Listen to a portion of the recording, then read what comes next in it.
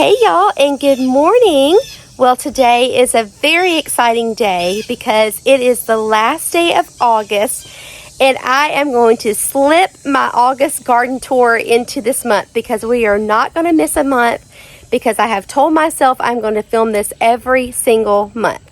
So I have a very exciting visitor with me today who's going to take this garden tour with us. So I haven't talked about it very much, but as you know, our family is a military family, and my husband is in the Navy, and he has been gone on deployment. So I've just been kind of sneaking around the fact that he wasn't here, but I have lots of things to show him. So he is going to go on the garden tour with us today and see all the beautiful things that have happened in our garden and all the yucky things that have happened in our garden. So let's go, guys. Hey, honey, good morning. Hey, good morning. So this is my husband, Hardy, and he's the one who has been gone. So I'm so excited to show him the garden. Are you ready to go on a little garden tour? I'm ready. Yes. And what are you seeing, this beautiful grass here? Are you loving this green color? Oh, absolutely. Yeah, we're out in the desert, and yeah, this looks like life and not death. And so I love the East Coast. Yes, it's so beautiful. So he's been out in the desert, and it's been very dry and not humid, but mostly dry, right? Yeah, just dry and arid. It's hot. You know, it's a different type of heat, right? People always talk about, yeah, it's a dry heat. Heat is heat. So it just feels like the sun's just kind of beating you down. When we got out there, it was around 118 to 120 degrees. And then it got a little bit better. You actually enjoyed it when it was around 106 to 110. It wasn't as bad. But before we left, we had some evenings that were really nice and cool, and even got down to the 60s in the evening. But that was just like a little cool front that came through. Yeah. But no, glad to be back. I don't mind the humidity. We grew up in Georgia, so this is kind of what we know. And so if you grew up playing sports in it, just playing outside in it, you just get used to it. So yesterday was like your first rain in a couple of months, right? And oh, it absolutely, just like hit me. I was like, oh, you haven't seen rain in 2 months. Yeah, we're driving to pick up John David, and as we're collecting him and driving back in the rain, there were flash flood warnings, and I'm just driving along, but it was didn't think anything about it. Yeah. Okay, so what I was thinking about doing was starting here in the front, and we can look at your baby blue spruce, because that's kind of like your baby, right? That's my favorite. That's your favorite. All right, so let's go over here and we'll take a look at the spruce. All right.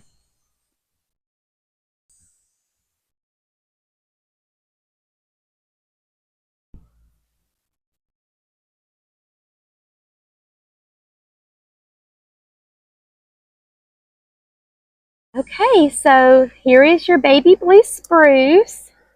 Yeah, this is kind of like a present from me to me. I think it was actually supposed to be to you. However, I just fell in love with this. I've been wanting to get one for the last couple years, and we got one this year.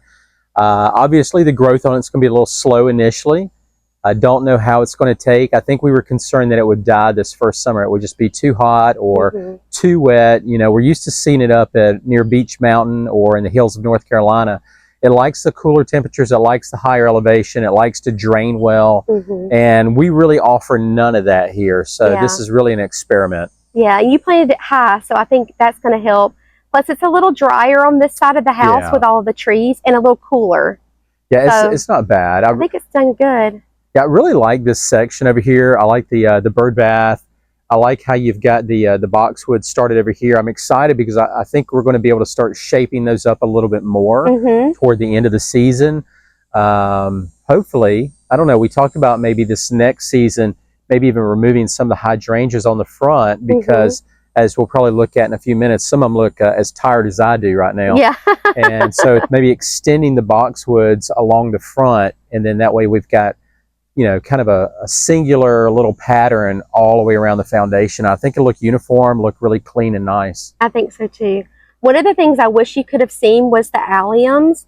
They were so pretty and purple, and I can put a picture on the screen, but they were so pretty for just like a couple of months. They were so gorgeous. I remember you talking about them. Sorry I missed them over on this side over here. These still have great shape to them here, but I know they're kind of and these are also deer resistant, so the deer haven't bothered them at all. Yeah. But I think our deer fence is working pretty well. Now, they did come in here the other night, and as you can see, We talked about this last time. Look at this, Har. Oh, they've been eating your... Yeah, they got in here and ate my roses. Wow. So I may have to end up removing these roses and doing something that's deer resistant, and that's okay. We can do that like in the winter. Well, I've noticed some areas where your little line to deter the deer have actually sagged more. Yeah, they have sagged more. I didn't know if it was from them just kind of jumping over them or leaning over them in this case, maybe just reaching down. Yeah, I was thinking that they were getting their heads in between here, so I kind of moved this one up, but I'm not sure what's going on. Yeah. But they're like, thanks, you gave us some roses and some nice fresh water. Well, you've had quite the variety this year.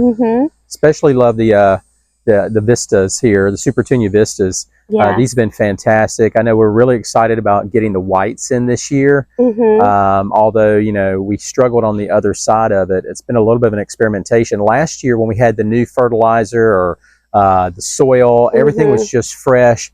It just seemed like your Supertunia Vista bubblegums just exploded. They were spilling over into the sidewalks. I mean, you just couldn't help but drive by the house, and that was the first thing you noticed. It was just all pink. It looked like a Barbie house almost. I know. This year, a little bit more of a struggle, and so we've got some going back to the drawing board and figuring out what we want next year to look like. Yeah, it was really sad, but I think definitely it's a testament to make sure that you're amending your soil. Yeah. And also working on drainage. Yeah, so as we go around here, you can see, like he was talking about, the Supertunia Vista bubblegums. They're doing okay, but they're not doing as good as they did last year. And I can put a picture on the screen of what they looked like last year. And then the Supertunia Vista snowdrifts, they're doing good. They seem to hold up to the water a lot better. And maybe it's just their location. One of the things I noticed last year, it seemed like our flower garden did really well with, is attracting butterflies, pollinators. I mean, we had them everywhere last year. It was so exciting because I'd never grown up with that many butterflies. And so this year I was just kind of curious as to maybe why we haven't seen as many. I don't know if you have any thoughts on that. I think because last year I had planted a lot of parsley and dill, and I think they used those to have their caterpillars on. Oh, okay. And then they do their chrysalis. So next year I'll make sure to plant parsley and dill for them to grow on. Why don't we take a look at the other side? Okay, sounds good. Okay, so over here on the left side of the flower bed, what are we thinking about these hydrangeas?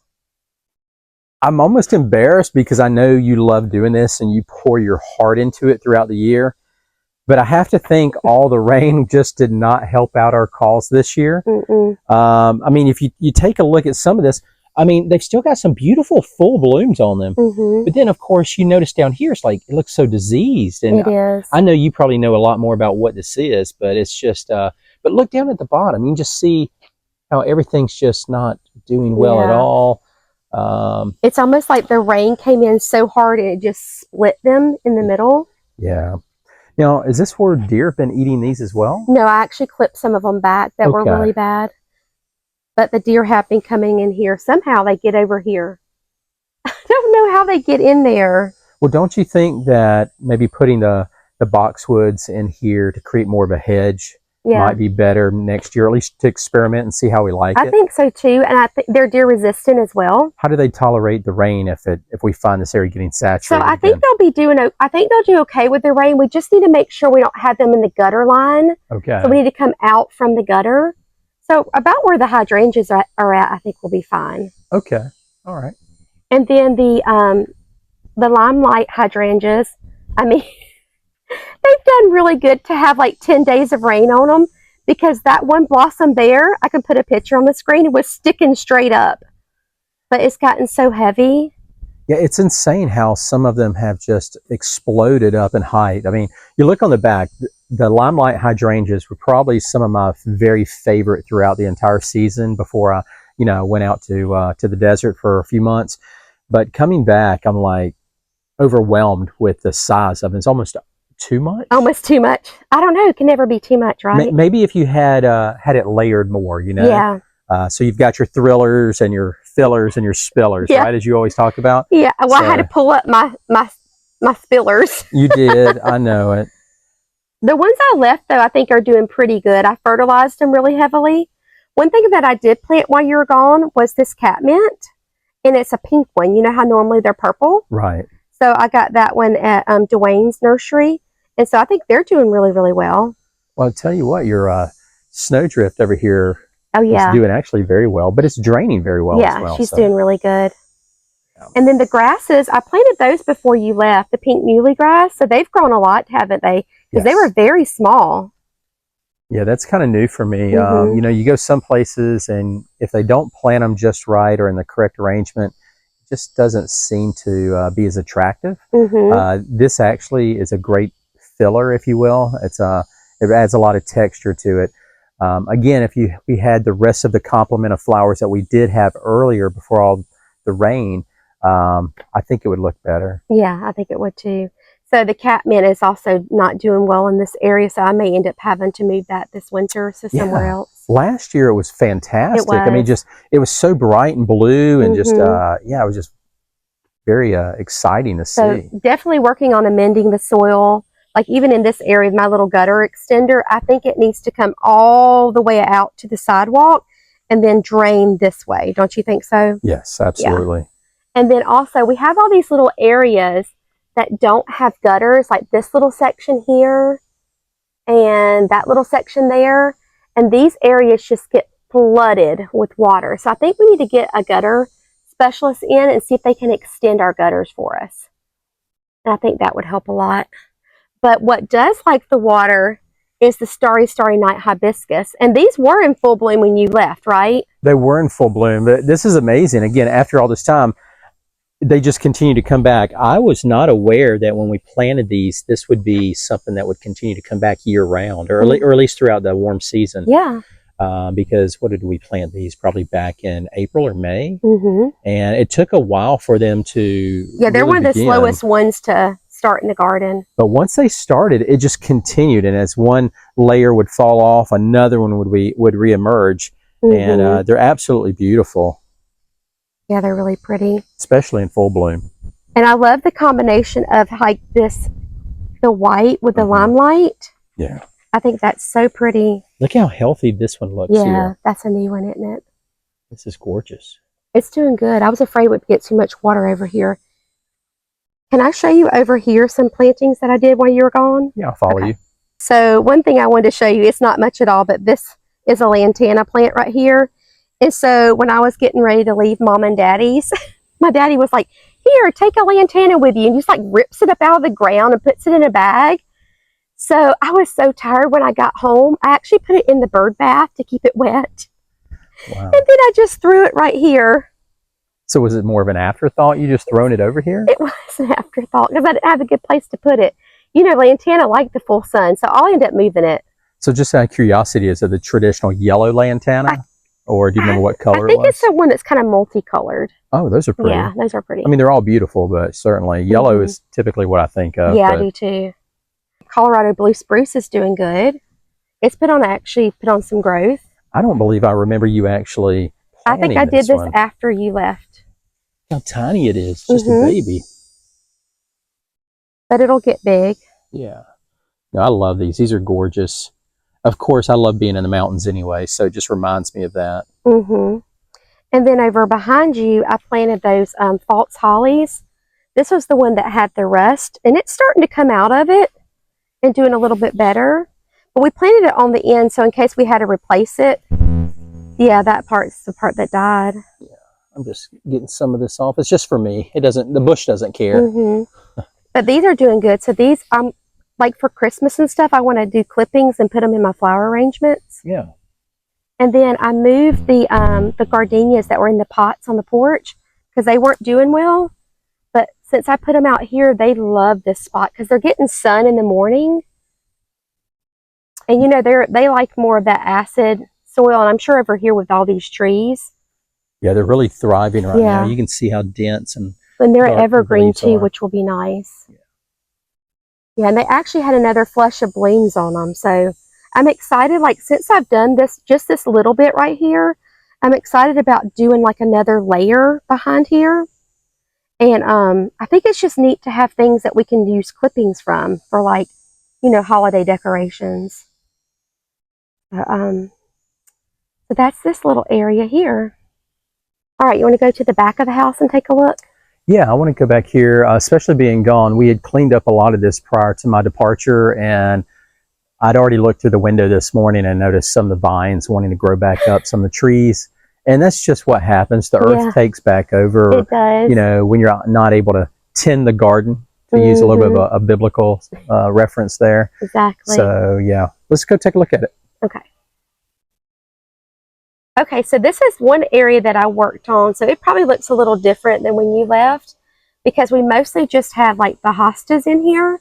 But I added on this little ground cover here, the one that's variegated with the purple. Yeah. I thought that one was really pretty. What is it?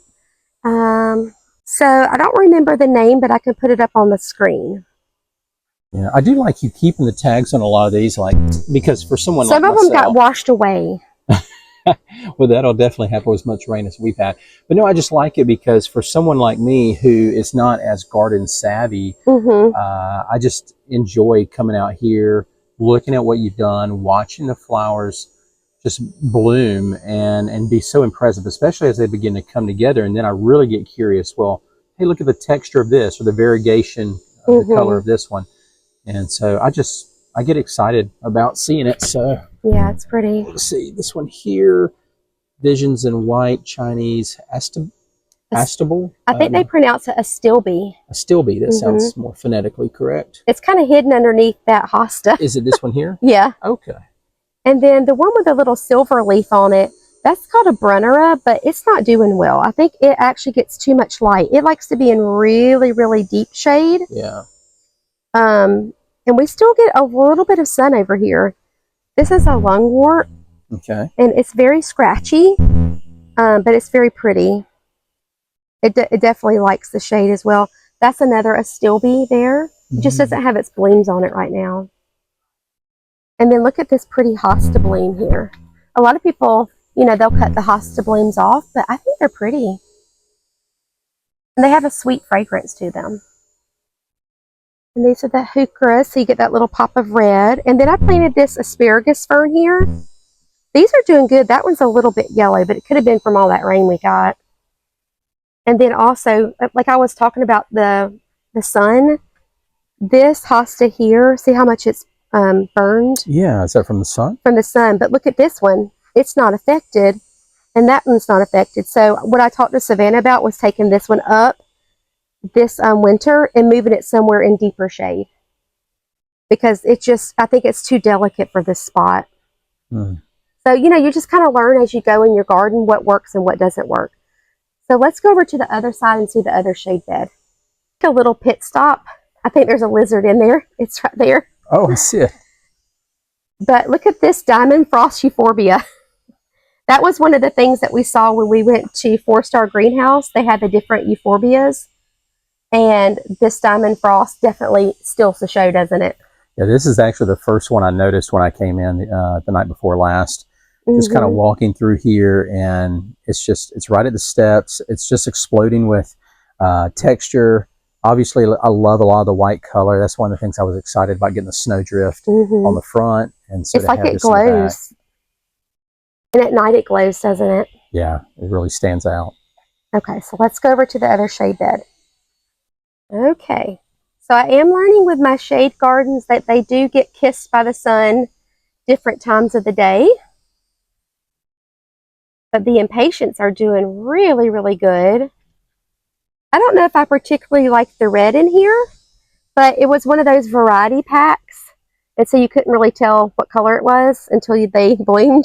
Well, I don't actually mind it so much. I was actually talking to Savannah about that earlier this morning.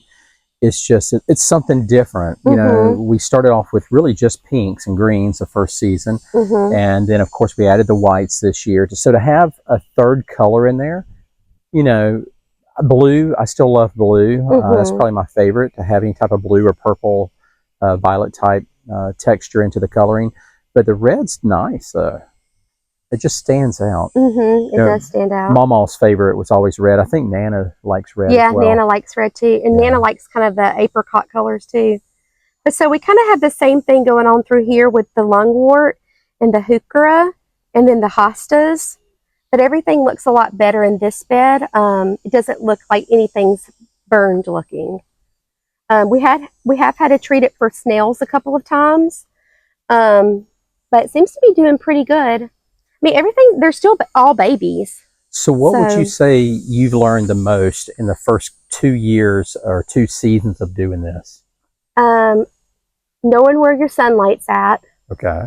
And then knowing the drainage. Okay. And amending the soil. I feel like those are the 3 things that just, our soil is very poor here. It's like sand. I know you've talked a lot about that. I think the drainage certainly will help that out. Because certainly as I look at it and I see some of the plants that are a little sickly from all the rain, that's the first thing jumps out to me. I like what you were talking about last night when we were driving home about coming up with some type of different design or plan of what we can do for next season. You know, maybe moving some of the perennials around, creating a little bit more texture for the annuals, especially on the edges and the spiller section. So I'm excited to see what you do then, and maybe excited to be a part of it. I want to be careful on what I say, just very little excited. Yes, he stays very busy, guys. He's not in the garden because he doesn't want to. He's not in the garden because he stays very, very busy. He has lots of marines to take care of. All right, so this is our new cottage garden. So I'm going to put a picture on the screen. So last February, do you remember, this was muddy grass and rocks. Yes. And this is what it looks like now. Now, it's not in its best shape because it's had a hard summer, but it's looking a lot better than it did.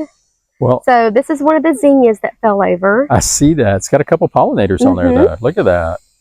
So I just couldn't pull them up because I've actually gotten like little bouquets of flowers off of these. This Senorita Rosalita, the whole thing come out of the ground and flopped over. That's how much rain, because the rain is coming off of this deck here. Right. You see the little channel right through here, and it just nails these plants. So I've got to do something here. Something needs to be here to direct this water. This water needs to come straight down this sidewalk. Well, I've never been a great fan of the little plastic borders. But we might need one there. But I think functionally it would be wise to have something like that. Or some rocks. Something, I don't know, we'll something in that area. Look at the butterflies over there. Yes, they're on that lantana. So the tall guy arborvitaes are doing so good. Those are the ones from First Editions. Yes. So they are doing awesome.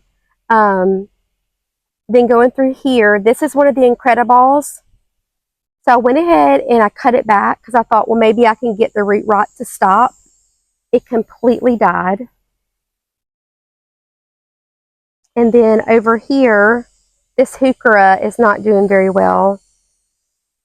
And this Angel Wing Senosio, I think it's completely dead. It's given up its best life. It has. But on the bright side, this Autumn Joy Sedum is gorgeous. Oh, and the lizards on it. Yeah. We have baby lizards everywhere. The wildlife are abundant today. Yes, they are. Now, I planted this new grass right before you left, and it's doing really well. I think that's really pretty. I like the variegated. Like if I had to do my whole garden, I would do like lamb's ear, this variegation, this color. I love all the light colors. I think they're so pretty. I just cannot get over the butterflies. It's just because I've been in the desert and I haven't seen anything like this. Yeah, let me turn around. Oh my goodness. So this is a little Gara here, and it's doing beautiful. But look at this. They're on the lantana. I think this is why my dad likes lantana so much too. There's a beautiful orange one on there a moment ago, maybe to come back. I think this one is called a swallowtail. Oh, it's so pretty. These are the Little Lime Punch hydrangeas. I don't know if they're going to get their punch color this year. So we'll have to see. Is he coming to see you? Oh my goodness. He said, let me go back to this lantana. Let me go. Oh, he's camera shy. All right, so as we go down this way, this Senorita Rosalita is doing good. And this is so interesting. Just to put it in comparison, you mentioned the tall guy arborvitae here. and just to kind of give them a shout out because they have such a great nursery. Pender Pines here in North Carolina did such a fantastic job. They have a beautiful nursery. It's incredible. That's where we got these, and these have really thrived since we put them in. But I'll tell you what, as healthy as these are over the last couple seasons, it really shows just how much that these have actually exploded up. So these Cleome, we actually had these at our first house in New Bern, but they were pink. And remember, they were everywhere. Remember, she had flower beds everywhere. And I really didn't know what they were then, but they were the old-timey varieties that would self-seed everywhere. I think the butterflies like it too. Oh, see? That's why I couldn't take these up yet. I know they're all falling on the ground, but so pretty. But anyway, so they would self-seed everywhere, and they had thorns, but these are less thorny. Okay, so this Incredible actually is living, which is amazing. The ornamental oregano got hit pretty hard, but it's kind of flushing back. The butterflies are so distracting right now. And this Vermillionaire, we've actually had, I don't know if you've seen it yet, we've had one hummingbird. I've not seen one since I've been back. I know right before I left, it seemed like we were starting to see hummingbirds come around. So I don't know if it was just for here. I know I would love to get a hummingbird feeder, but from what you were telling me, they've been feeding very well just off of this. Yeah, this is a Vermillionaire. I mean, I don't know. So we saw another variety when we were at the 4-star greenhouse, but it's purple, which is pretty, but it doesn't attract the hummingbirds like this one does. So this one doesn't really match my color palette, I would say, but I'm going to have it just for that. Well, there's a big bee. Yeah, even the pollinators love that. Yeah, there was a butterfly on it just a moment ago. Oh, there it goes right there. Yeah, that's beautiful. How pretty. Well, they are working hard. They're doing their job. So this catmint died. So sad. But then also this lamb's ear, it has gotten so big. I think I'm going to have to divide it some. And then the roses you got from me for Valentine's Day. Talk to me about your roses. So this one has had maybe 2 blooms on it. It just hasn't bloomed that much, but maybe it's just working on its roots right now. This is our first year for these. Yeah. And this is the Claire Austin, and look. Look how pretty. She was hiding. When is the best time to actually trim these back? In the fall. Oh no! I moved it and the petals were falling off. All that rain we got probably didn't help it. Yeah, last night. Yeah. And the Alnwick rose, this one has gotten the biggest. That one's huge, isn't it? It is. So can you believe that? These were just planted this spring, right before you went to class. Was that March? Yeah, we ordered it. This was part of your Valentine's, so we actually ordered it in January. I think it was mid to late January. We did. And in my mind, I'm sitting there thinking we'll probably get it by then. But even when we received it, we still had to let it sit inside for a while. Yeah, it was still too cold. Yeah, it was still too cold to plant it here, which is interesting because of our zone here, you know, in North Carolina. But they've done really well. They've done super good. Okay, and then we've had some great losses through this section. As you can see, the Incredibles have completely died of root rot. So this makes me so sad. So I'm going to have to take these up. Too much rain. What is your timeline? The eucalyptus is doing good. My timeline? Yeah, when are you kind of thinking about actually pulling some of this out? Well, now that I've gotten my cabinets finished, I can kind of focus a little bit more on the garden. So I think within the next couple of weeks. Now, this is the apricot drift rose. I planted her in the spring. Look how big. Yeah, she's probably done the best. She has done so good. And she smells good, which is awesome. I love all of that. And then, I don't know, this catmint over here, I'm going to cut it back to see if it'll flush. It's kind of struggling. Oh, and then while you're gone, the iris started blooming again. So it just got finished with one blossom over here, but it's got 2 more coming up, which is so unusual for an iris. Well, go back to the catmint for a second. It seemed like last year we had a couple of different varieties. Everyone did exceptionally well. One a little bit more than the other, grew a little taller. But what's happening here? Is it because of all the rain, or is it because it's a second season? What is it about it looking so tired and expired? So it did have a beautiful first flush, and then we had all the rain. So I think it needs to be cut back and see if it'll flush back again. But I think a lot of it's from the rain. I see. Yeah. Your little dragonfly here.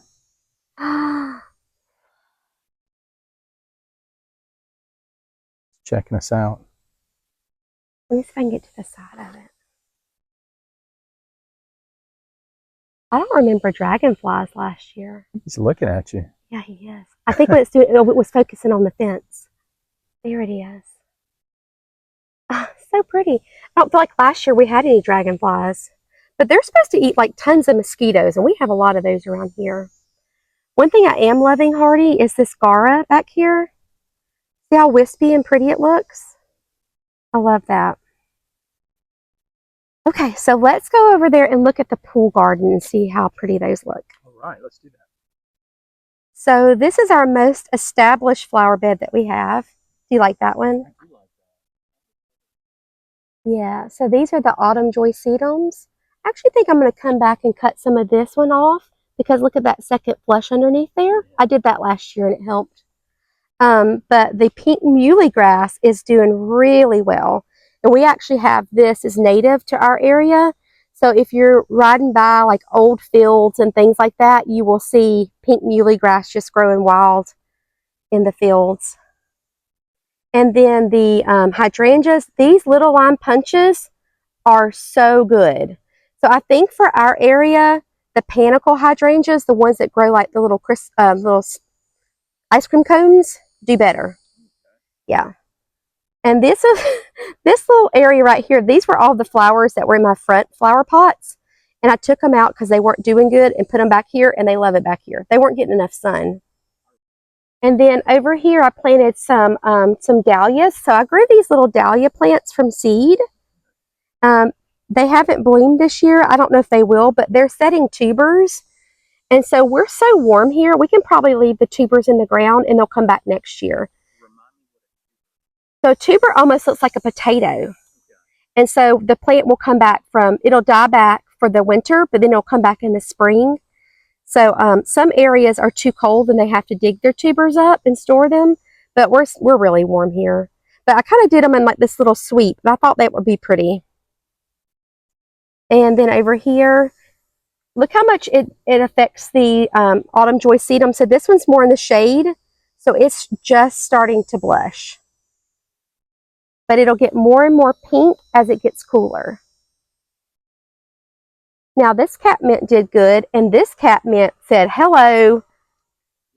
Yes. Yeah, so this is the Walker's Low catmint, and up front we have the other catmint from Proven Winners. It's pretty, isn't it? Mm-hmm. And it's also deer resistant, which we don't have deer in this area of our yard, but. Thank you guys so much for joining us on this August garden tour. I'm so glad my honey could be back so he could join me on it as well. So I hope you enjoyed it. I hope you got a little inspiration for your garden, and I hope you have a chance to get in your gardens today. Bye, friends.